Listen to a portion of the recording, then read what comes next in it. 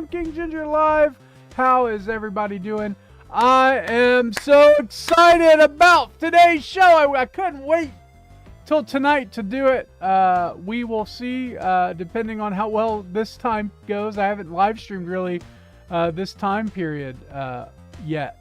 So super excited to be able to do this. Super excited to talk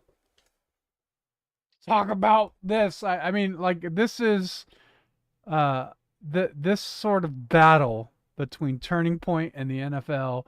I have been super stoked about. Bot in the chat. Sorry, I got to delete the bot in the chat. Okay, bot in the chat deleted.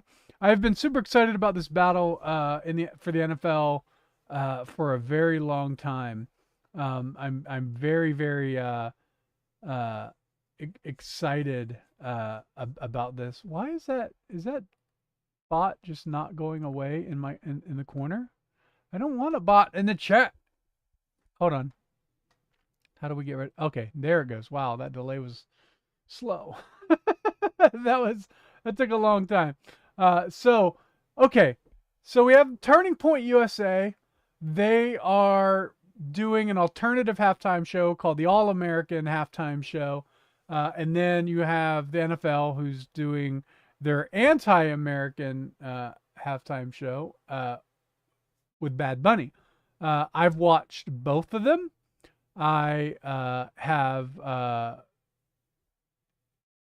watched, and I think I've watched both of them critically enough to be able to do, I would argue, fair cultural commentary, which you honestly really, you just don't see a lot of, because we sort of go for our guy. Right? Like, that's what we look for, is we look for our guy and we root for our guy and we find reasons why our guy is the winner.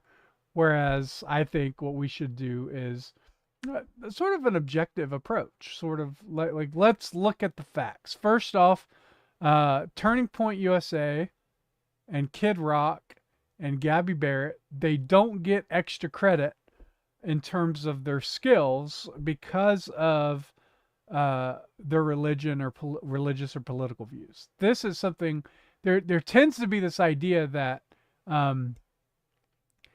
within Christian or conservative entertainment, if it's politically or religiously on our side, it's automatically better than whatever else happens. It could have terrible lighting, right? Like, it could be terrible lighting. The lights could have gone off in the show and Kid Rock could have played in the dark, and we would have said it's much better. It's better. And yeah, to be fair, it's kind of like Bad Bunny didn't have any volume at all because nobody knew what he was saying. So I mean, those cases can be made, but I think ultimately we have to look at this sort of just as a production versus production, like who nailed it, and I'm looking forward to doing that. What we can't do is prop up our side because we like our side and try to make a case that this Turning Point show was somehow better just because politically or culturally I'm on that team. And that it doesn't work. I think for so long we've been giving Christian entertainment sort of almost like a welfare or a stimulus, right? Some sort of subsidy, where it's like, well, if they're on our side, then it's automatically good. And that's just doesn't help anybody. It doesn't help the filmmakers, the artists. It doesn't help the business of it. None of that helps. It doesn't help to do that. And so I am ready to get into this. Let's first start off by something I noticed, which I thought was just funny, but it really outraged a lot of people and kind of went nuts on Facebook. But all I said was, well, while I was watching while I was watching the Turning Point halftime show, I was constantly checking the view counts just to see if they're going up. And it got up to 5.2 million viewers. This was the highest I saw it at. It might have got a little bit higher. Now, these are, This is important to understand. This is live viewer count. Like, so this is right here, 5.2 million. This is the live view. Oops.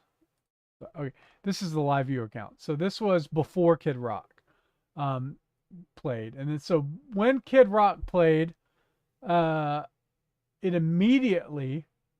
And by the way, in order to do this, just to be clear, in order to do this, you have to close out the video and then restart it because the live count doesn't refresh, at least on mobile for me anyway. It didn't refresh unless you recounted it. So after every artist, I would do a refresh just to get a number. So I got up to 5.2 where I saw it for the first artist, and then it got to Kid Rock, and he started doing bow to the bow, right?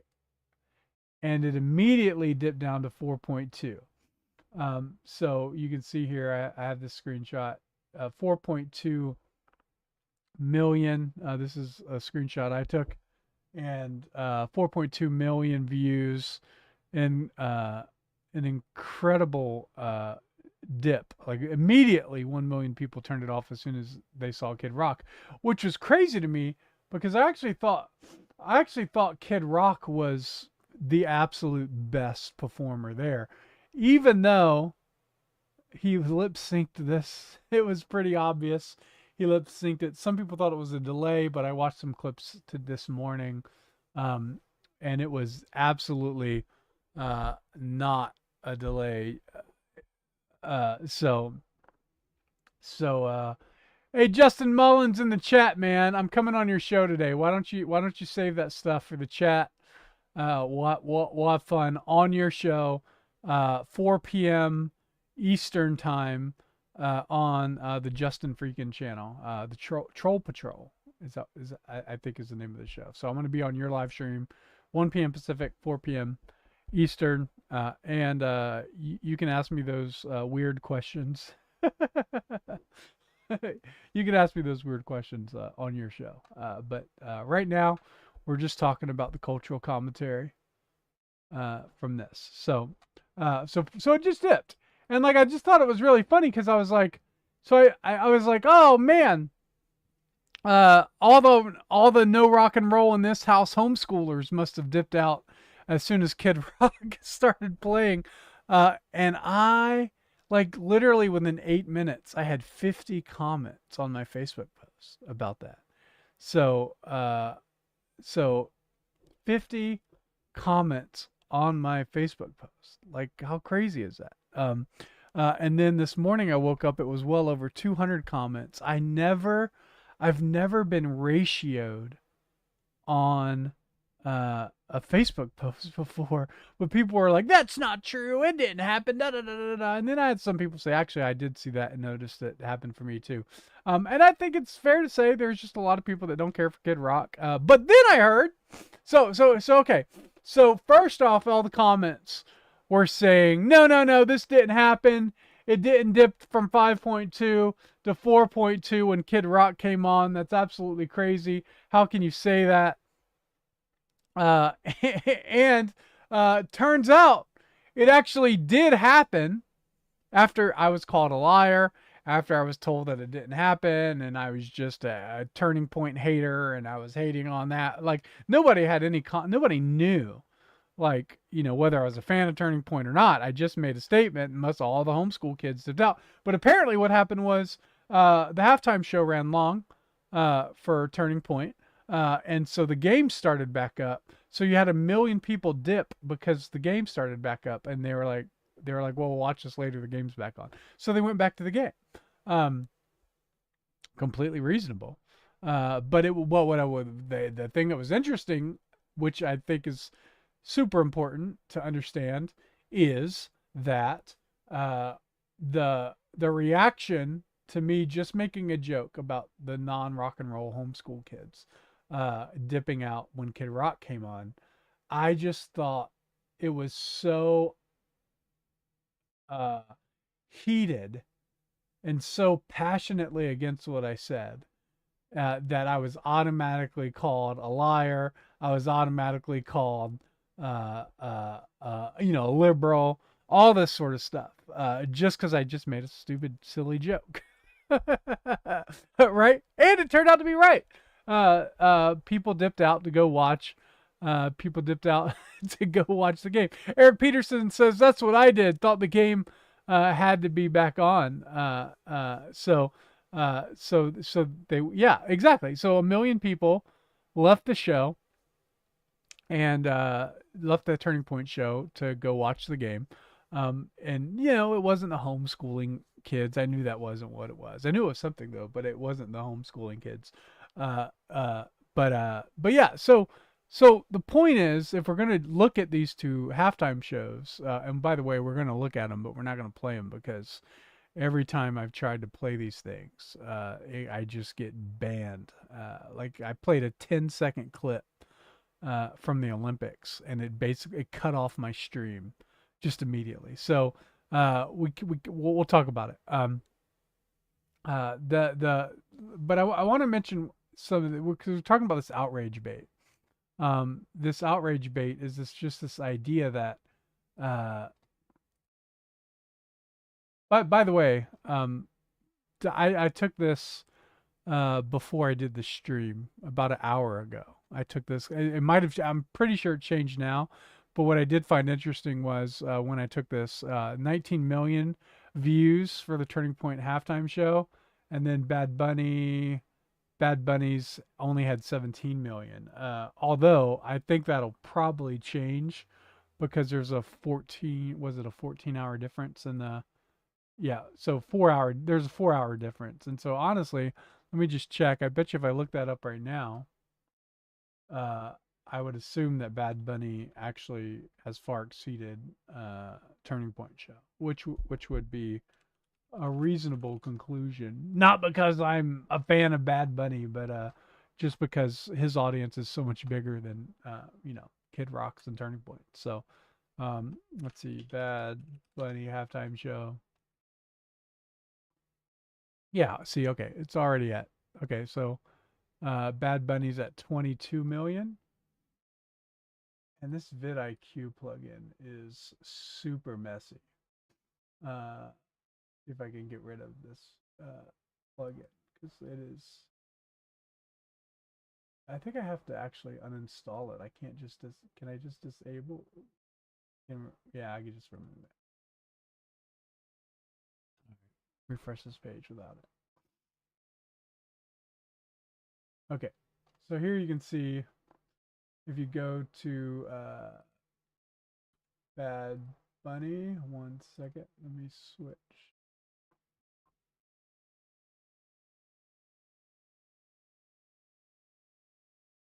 Okay, so if you go to Bad Bunny and you look at this, you can see there's 22 million views right here. So 12 hours ago, 22 million, and then let's look for uh, Turning Point USA halftime show, and then we're at 19 million. Yeah, so exactly as I said, the view count switched up. And so pretty close. I don't know how long it's going to be that way though. So so we'll see we'll see what happens there. I first off,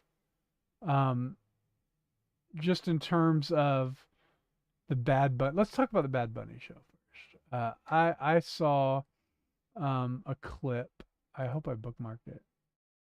Please tell me I bookmarked it. I did. Okay. I'm gonna play this with a volume muted so it doesn't get banned. But before I talk about this, I'll show it to you.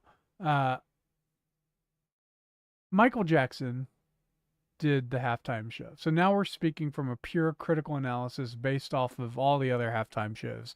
Who's the best? Who's the worst? This has nothing to do with politics when I'm talking, like nothing at all to do with politics on this. Just in terms of skill and who did it, who done did it. And when you look at the best halftime shows in the world of all time, the GOAT, performances, Michael Jackson's is at the top. I think I don't think there's any argument against that. Um, Michael Jackson's I got another oh Babette Thompson says they quit watching after they went woke. Okay. Well, so Michael Jackson's halftime show. Uh, he gets up there, and you have a very short time. I think the whole performance is probably maybe less than 5 to 10 minutes. Maybe a little longer. Hey, what's up, Paps? Okay. So Michael Jackson gets up there, and he's supposed to give a cue to his. I think it's when he takes his. Uh, I forget what the cue was. I think it was when he puts his glasses back on. I believe that's what it was. So he gets up there, and he's on top of the stage, and he takes his glasses off. And for 2 minutes, maybe a little more than 2 minutes, Michael Jackson does nothing. And the audience just screams and cheers. It was one of the most magical halftime shows ever. And so whenever you're looking at a halftime show, you have to ask yourself, who this is what whenever they announce who the halftime show artist is, I always ask myself if that person is capable of standing and doing nothing and still being entertaining. That is the key to a halftime celebrity. The performer, can that guy do what Michael Jackson does? I think there's artists that could. I think Taylor Swift could do it. I think she could just get up there and not say anything for 10 minutes, and people would cheer. Michael Jackson, of course. I'm trying to think if anybody else could do it. Like Taylor Swift is the one that comes to mind for sure, as someone being able to do it. Maybe Eminem. Eminem could just be there. So I was watching a YouTube video, and it says there's three metrics that they look for. First is total number of album sales. So they have to have a massive number of album sales. Second, there's well, I don't remember what the second one was. So album sales, I think just general popularity, and then third is multi-generational appeal. Now, I don't Bad Bunny does not have that multi-generational appeal. The second one is they have to be known worldwide, right? So Bad Bunny does have that. He is known worldwide. I think that's kind of what they were leaning on for this performance. And then massive number of album sales. Bad Bunny has massive number of album sales. And the third one is multi-generational appeal. And I think Bad Bunny failed on the multi-generational appeal. I don't think many people really knew who he was. But also, just as a halftime show, the halftime show was really bad. I'm going to mute this because I don't, this is the scenes from the stands. So I don't want to get copyright struck, but I think I can play this. So this is what the audience was seeing during the halftime show. He's hidden behind these bushes. These people running. They can hear the music. Pretty briefly, they can hear the music. But look at everyone in the stand. They're all like standing up trying to see what's happening. There's something happening under the building. They didn't even make that open so people could see it. It's just not a good show. Like, I think by any metric, I think even Justin Mullins in my chat would have to agree like watching this is just like he's not performing. He's only performing for the television, and he's completely ignoring the audience and the crowd. It's been said that the person who does the halftime show has to be able to fill all the seats in the stadium if there was no football show. Like that's one of the things. Can this artist sell the tickets to fill the stadium if there was no football? Michael Jackson, of course, could. Taylor Swift, of course, could. Bad Bunny, I think, might be able to actually do that. I think he's popular enough that he might be able to do that. But when you go and you do this show, and nobody can like finally he comes up on the roof here, um, and you're able to see some of the show, uh, and you see the people on bushes. That's actually kind of smart to have the people in the bushes so that they can move it and rearrange it as much as they want. But holy cow, like this is just not a really great show. It's just not like there's not, look at Kendrick Lamar's show last year. I think Kendrick Lamar's show was last year. So you look at Kendrick Lamar's show, and it was just this massive stage show. It was just this massive performance. Uh, uh, until, uh, until Electric says Prince was amazing when he did it. Yeah, Prince's show is for sure one of the top performances as well. I think it was raining during his show, so he like literally did Purple Rain in the rain, or they had a rain machine, or did they have a rain machine? Either way, whatever happened was, uh, it made the stage insanely slippery. Um, uh, oh no, I think it was a rain machine, and I think Prince demanded more rain, and they were like, "Yeah, if we give you more, it's gonna make the stage really slippery," and he did it anyway, and it just crushed it. So Prince was up there, but for the audience, this is not impressive. Everything is very narrow. It's for the camera. It's not very wide. It's not very broad. So that that I think needs to go into consideration. Now, I will say that on camera, everything looked great from bad from like if you're watching it on TV, it looked phenomenal.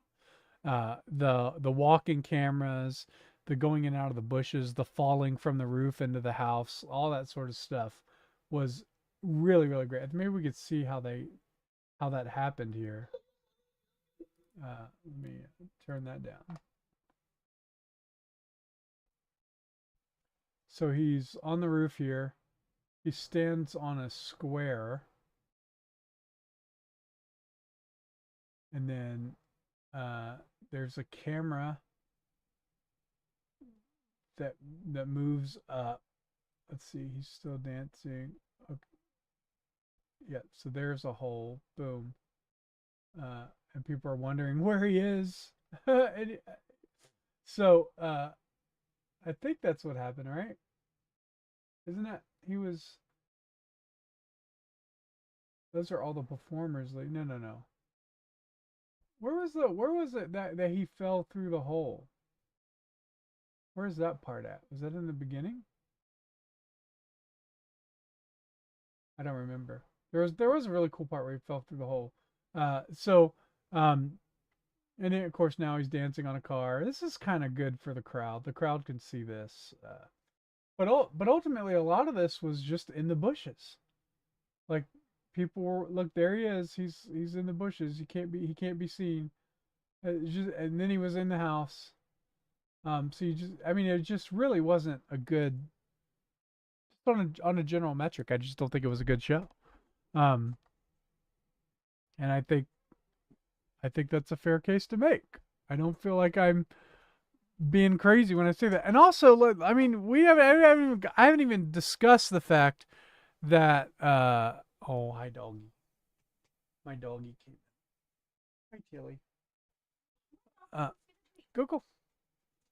And so I haven't even discussed the fact that he didn't say any English the whole time and nobody knew what he was saying. Like it was just really really strange. And I think it's okay to say that, you know, uh I think the Super Bowl halftime show, uh with all that built up to it, really helped perpetuate the need for the Turning Point show, and I think it was good they did it. This is really crazy to me.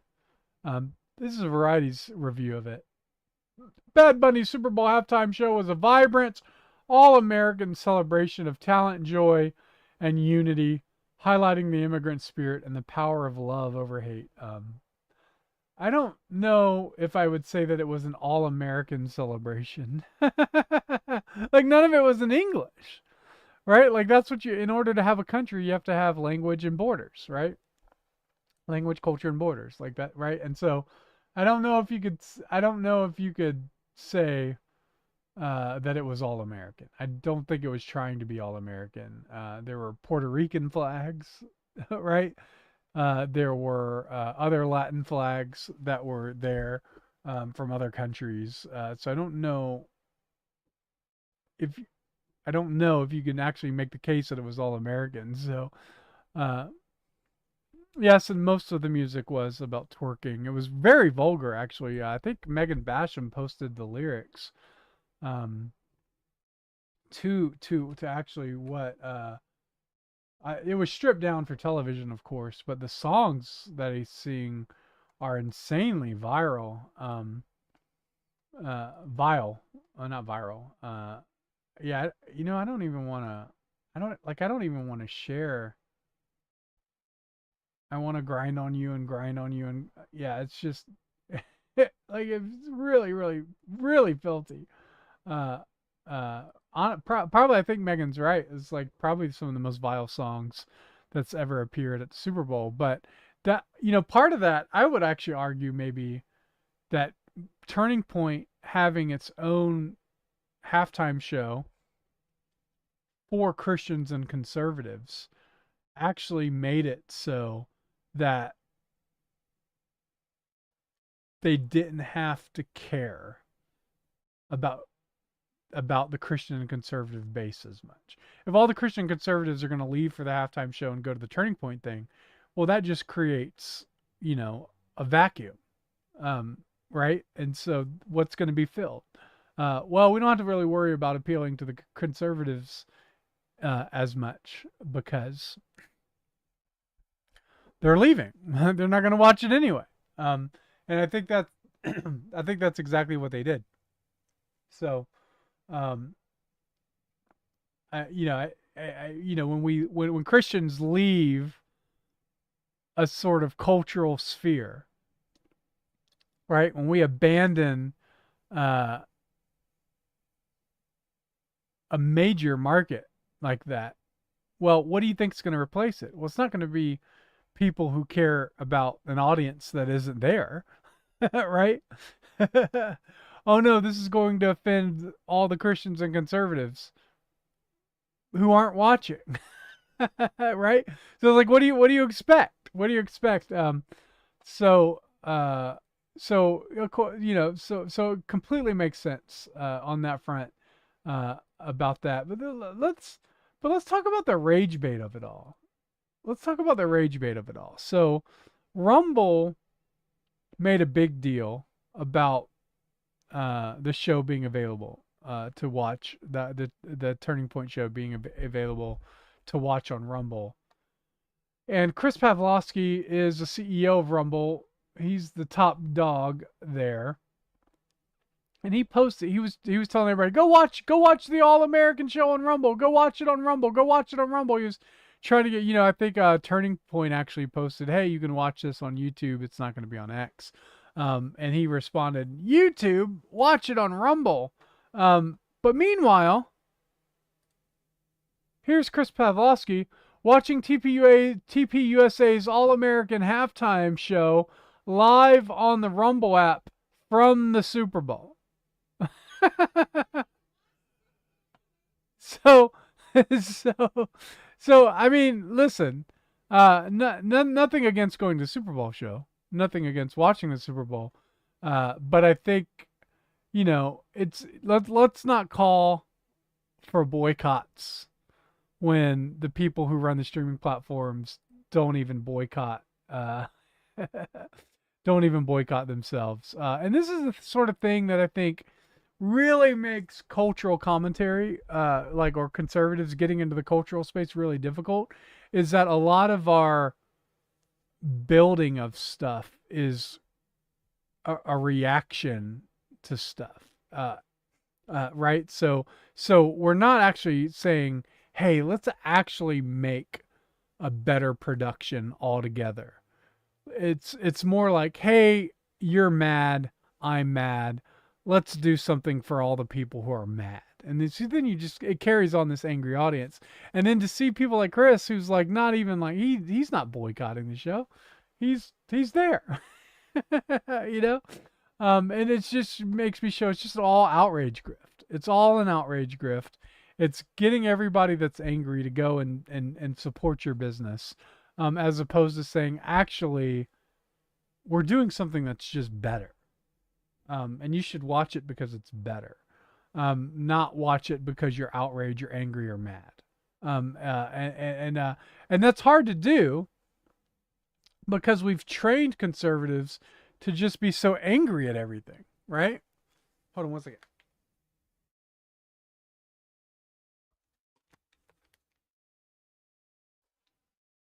So we've just taught people to be just mad and angry all the time. And so this is sort of what we get. We get this sort of I'm going to the Super Bowl.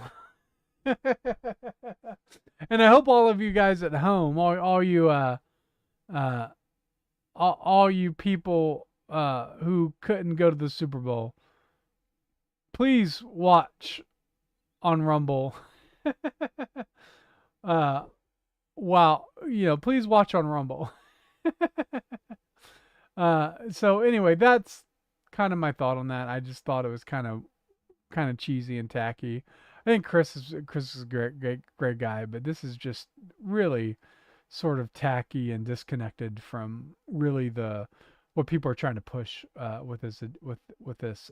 And so that is my thought on the rage bait. We don't need rage bait. We need to create culture.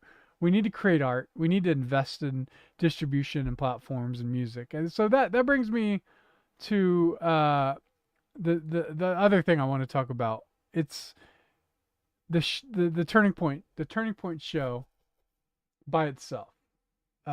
So in the beginning of the Turning Point halftime show, let's see where the show actually starts. The show starts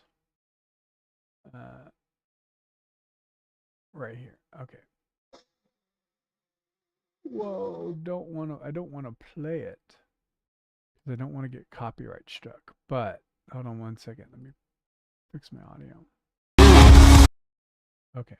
All right. So ladies and gentlemen, welcome to the All-American Halftime Show. Let's get to it.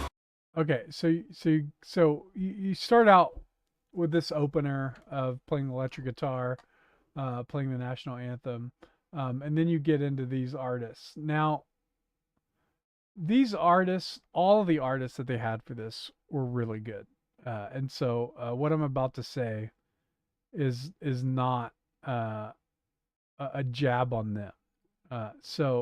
But just being critical, just in terms of sorry, I didn't even share my screen. There we go. Okay, so just in terms of what's happening here is what I believe I was told. I don't know if this is true or not. Somebody can correct me if I'm wrong. I was told this show was pre-recorded. So it was pre-recorded. Which look, if you're doing critical analysis and you're looking, okay, halftime Super Bowl show is live. Everything has to be moved in and out within like 2 minutes, right? All the that's why all the bushes were people, because it was easier to just rearrange people than it is, right? So all of that's like really smart production work, like to do a halftime Super Bowl shows like crazy. And so when you're comparing like apples to apples, there are two halftime shows, and one's pre-recorded and one is done live. Point goes to the one that's done live.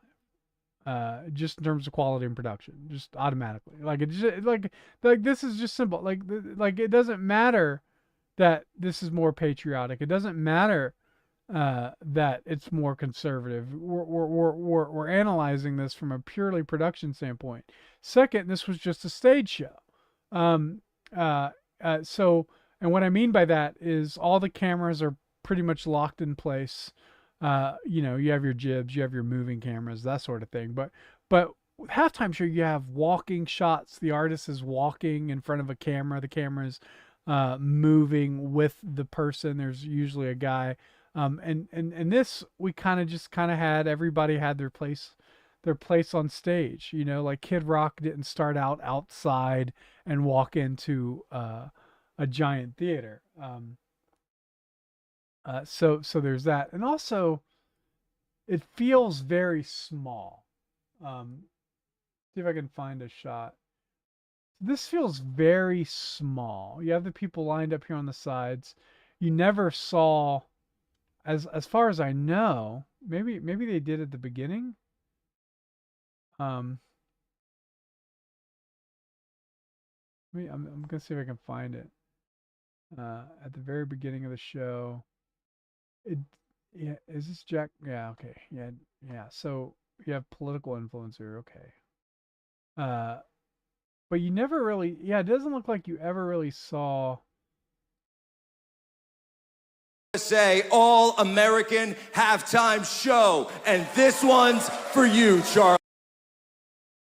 This is dude. Okay. Charlie. Hold on. Let's see if we can.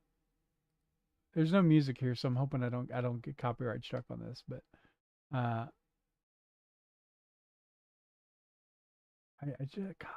just wanna go right to where he starts, right about here. 2, 1. Ladies and gentlemen, welcome to the Turning Point USA All-American Halftime Show. And this one's for you, Charlie.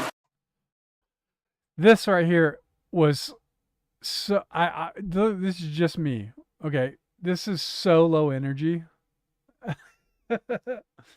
Like, so if I did this, all right, this is how I would do it. I'm gonna move my microphone away. Welcome everybody to the All-American Halftime Show. Like, bring in some like WWE announcer, UFC sort of style, like pro boxing sort of energy, and just emphasize every word. You know, like there's, my voice is probably way too shrill and not deep enough to be able to do that. But let's listen to this again. Ladies and gentlemen, welcome to the Turning Point USA All-American Halftime Show. Welcome to the Turning Point USA All-American Halftime Show. Like you can have more fun with it, I feel like. Show, and this one's for you, Charlie. Okay, anyway, that's my thought. I just thought that was kind of dead energy when it started. But then Kid Rock got up. And honestly, Kid Rock shows you the difference between like a real performer who's performed at a halftime Super Bowl before. Like he got up there and he really, really, really, I mean, really, really crushed it. Right off the bat, I'm not going to play the sound for this because that will not work. But I want you to look at just the energy. Like the energy Kid Rock brings is crazy. Like just, I mean, you take it off. Take off the. I mean the jumping, the microphone juggling, the dancing, just completely. Oh, look at that! I'm not even live streaming it. Let's go back. Look at this, okay? So look at that. Look at the different. Okay, look at the difference here. All right, so starts off, the flag drops down, Kid Rock. Just absolutely. Okay, so just the jumping around, the dancing, just massive high energy, and apparently, unfortunately, it seems like he lip synced this. So that again, that's probably a production decision. I wouldn't have gone with it. But again, yeah. So just not good, not a good choice. But just like so you have, is it Gabby Barrett you have the other guys out there. Then Kid Rock comes out here, and I actually thought they gave him one song. Like this actually tripped me up because it ends, and then the next thing you know, which by the way, you hear the cheering, and so then you have this classical music piece, and then this is just how clueless I am when it comes to this stuff. But uh, they introduced him as his stage name, his actual name, Robert Ritchie, his given name is what they say the Christian name. And then he does this amazing song with this sort of like altar call verse. Um, uh, and I didn't even recognize that this was Kid Rock, to be honest with you. That this shows I like it wasn't until like I was like, oh wait, that is. I think I saw it on Twitter. Like people were talking about, oh, Kid Rock was introduced as a stage name, and so anyway, that's just me being completely clueless. Just not a, just haven't been in the Kid Rock world long enough to know his real name and the ball cap and stuff, and just the different levels of energy. So like, I think I tweeted something like, they only gave Kid Rock one song. What's going on? And but anyway, this was really great. It was just really good. And there's people complaining because conservatives complain all the time. That's just what we do. We just complain about everything, and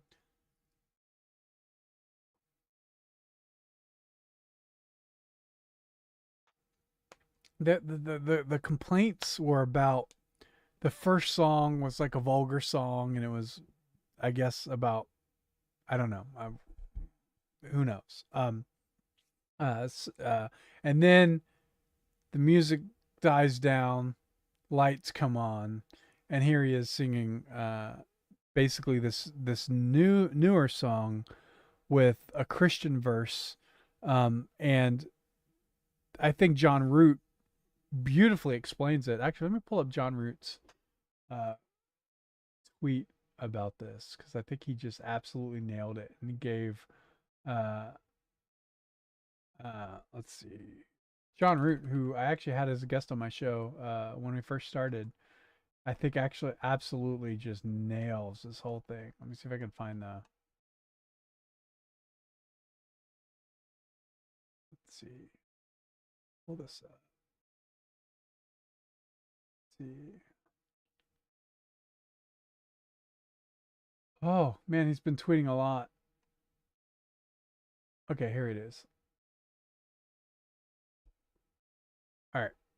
So there seems to be a lot. There seems to be a lot of confusion and backlash, especially from the Christian community, about Kids Rock's performance during TPUSA All American Halftime Show. This backlash, by the way, is because Christians don't think critically when it comes to entertainment. They don't think in terms of story and performance and building a narrative. They don't think about. They don't want sin in their art, so they don't ever have like beautiful redemption stories because you have to get rid of the first part. And it's like, well, why did God create humans? Well, it's because he wanted humans to know what grace was. Well, how can you know what grace was unless you know what evil and depravity is? So you have to have both of those things. And so when we look at our narratives and our art, we automatically don't, we want everything holy. It's like, yeah, but you can't really appreciate a story unless there is an element of darkness in it. And so I believe I can clear things up. Kid Rock started by performing Bawataba. Is that, how do you pronounce that? Bawataba? Bawataba. I don't know. Which came out in 1999. It's a vulgar song referencing topless dancers, drinking, crooked cops, bastards, etc. Hearing that was a shock to a lot of us, rightfully so. It felt worldly, which I believe was the point. Next, there was an acoustic set with two people playing a Christian hymn. It was meant to be an emotional bridge to what came next. Finally, it transitioned to Kid Rock, his stage name being introduced back to the stage as Robert Ritchie. His birth name. He then played a revised version of Till You Can't, which included lyrics about Jesus Christ. He also spoke about Jesus' sacrifice on the cross and encouraged people to follow Christ and read their Bibles. This was supposed to be an artistic way of portraying redemption. I don't know Kid Rock's walk with Christ, but he used this moment to point people to Christ, and I rejoice in that. So, story, narrative, structure, what is happening? What's the overall goal? This is all really, really important. And you have to look at the broader context, not the one thing, which brings me back to my showing this, right? The oh no, 1.2 million people, 4.1 million people left as soon as Kid Rock Kid Rock hit the stage. Rest in peace to all those homeschooling, all the homeschooling. so that was kind of my thought on that. I just think it's super interesting. Uh, I just look, we can't be, we have to think more thoroughly. This is exactly what happened too with Kendrick Lamar's halftime show, which was excellent, right? So Kendrick Lamar's halftime show.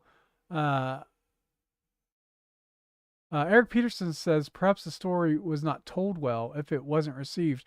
I don't know if that can I don't know if that can be the case, Eric, because I don't think we as conservatives and Christians have the ability to think in that way. And it was, when the conservatives did this too for Kendrick Lamar's halftime show. They didn't understand the sort of context and narrative behind it. I don't think art needs to be force fed to people. I don't. There's a that seems to be when you actually have to like make everything really obvious and clear. I don't think that has to be the case. I do believe that you should reject postmodernism in art, but I don't think rejecting postmodernism in art means that you have to dumb everything down to such a level that everybody just can get it.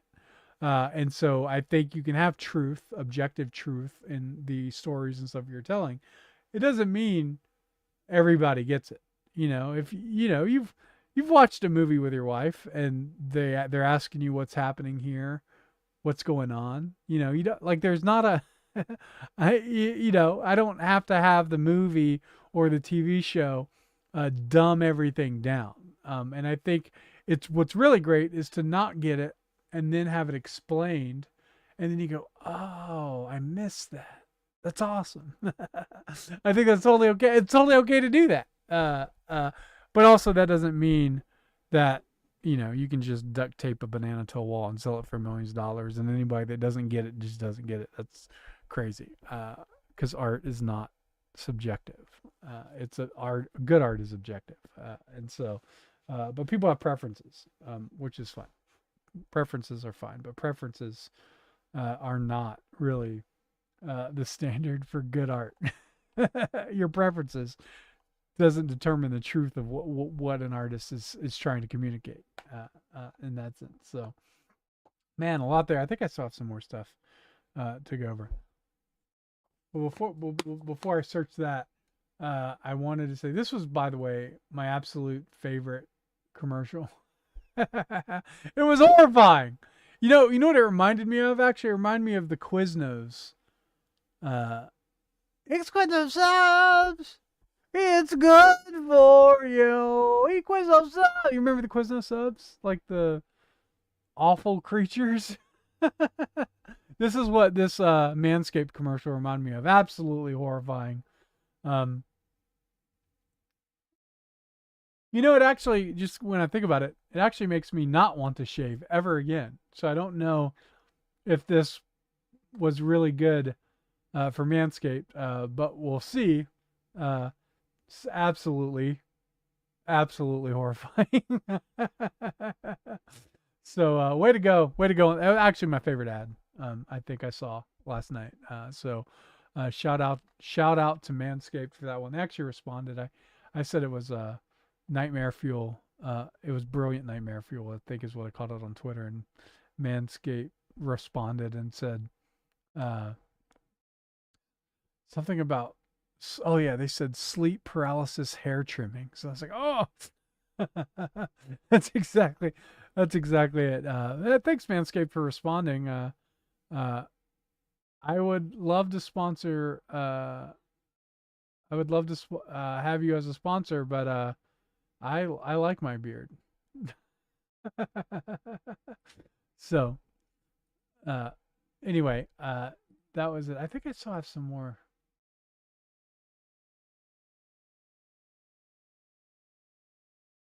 What is going on here? Okay, so this is what I said. I said TPUSA had great musical performances, but it lacked the spectacle and insane production of what makes a great halftime show. It was safe. Felt small. Apparently, it was a stadium, but no wide shots. Patriotism and Christianity alone doesn't make a great halftime show, and I still stand by this. Um, and then Megan Basham says, "I thought it was good, a good first entry given the Rush timeline. I'm excited to see what they do next year." And absolutely, like I think they did it all within a few months. It was kind of like a sort of something they kind of put together. And so, look, all I'm saying is there's a lot of room.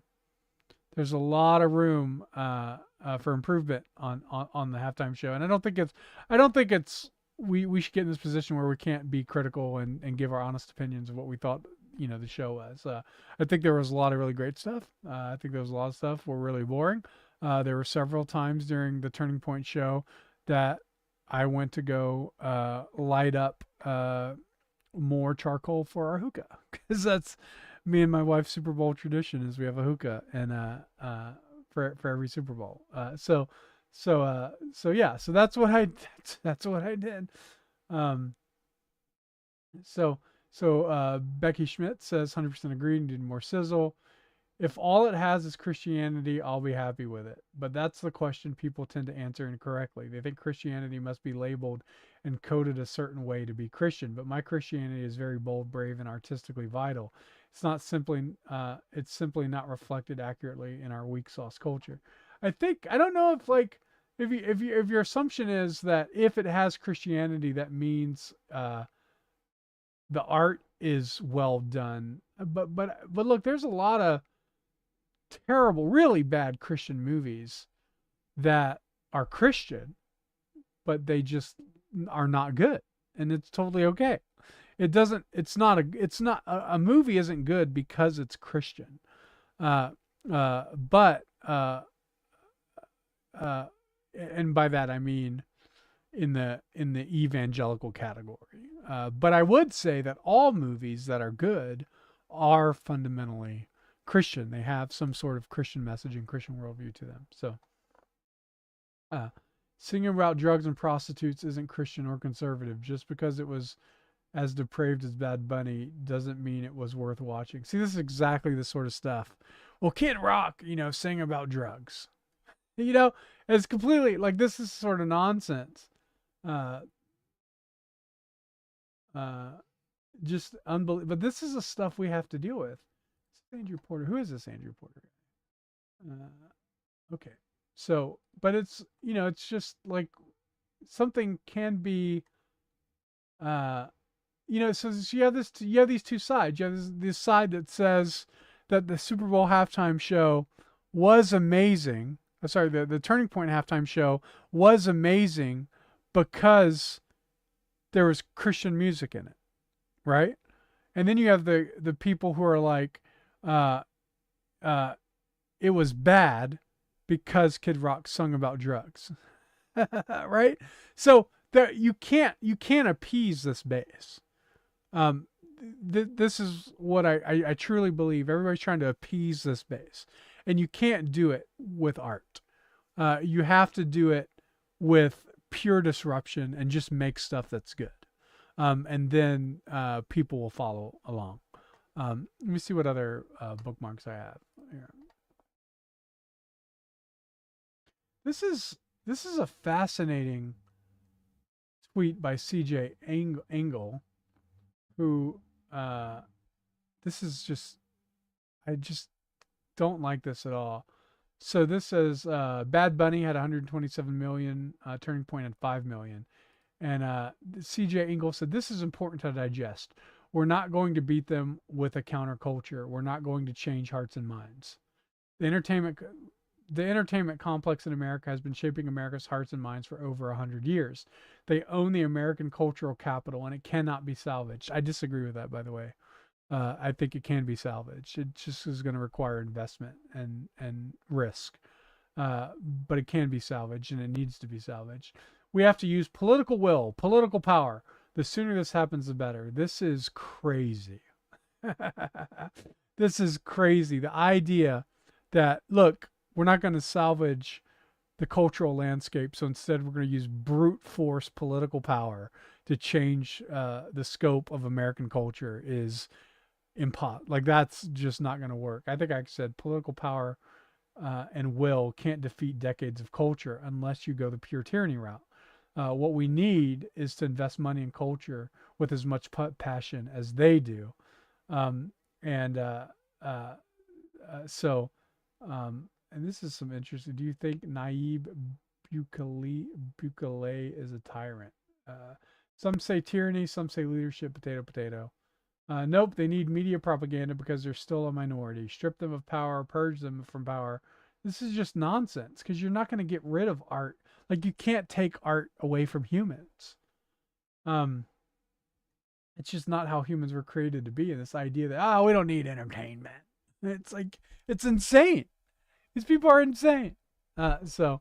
Anyway, let's see. What else do we have here in the bookmarks? What else do we have in the bookmarks?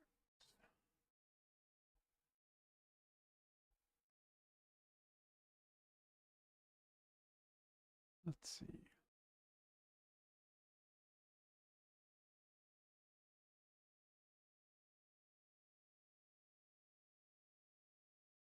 Yeah, that was pretty. Yeah, I showed you guys everything I had.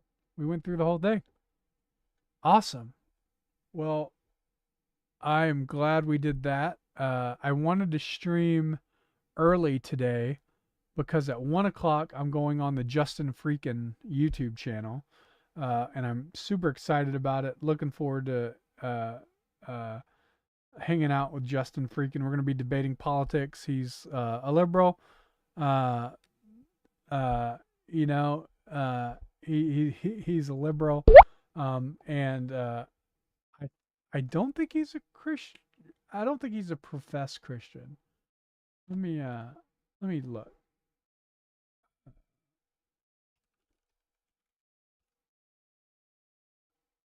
Let's see. Let's see. He's a leftist commentator, comedian, and troll. So it should be fun. I'm super excited about it. If you go to his YouTube channel or Twitch, Justin Freakin, should be good. Doesn't have a lot of followers on X. I don't even think he tweets. Yeah, he doesn't even tweet on X. So that's not helpful. But his YouTube channel is actually really doing really well. So if you go to his YouTube channel, I'm going to be on there. We're going to be debating politics and all sorts of stuff. It's going to be a FACE Act, I think, is one. Election fraud, maybe. Should be really good. I'm looking forward to it. It's going to get spicy. I promise you. It's going to be fun. It's going to be a good time. So please be sure to join me on that. And actually, what I'm going to do is I'm just going to, I'll run a stream on my end as well. And then there'll just be a dual stream. So you can watch it on my stream or you can watch it on his. He is looking forward to me embarrassing myself in front of my followers. And I don't care if I embarrass myself. I'm not too worried about that. So looking forward to that. Hope you guys can join me at 1 o'clock Pacific time, 4 p.m.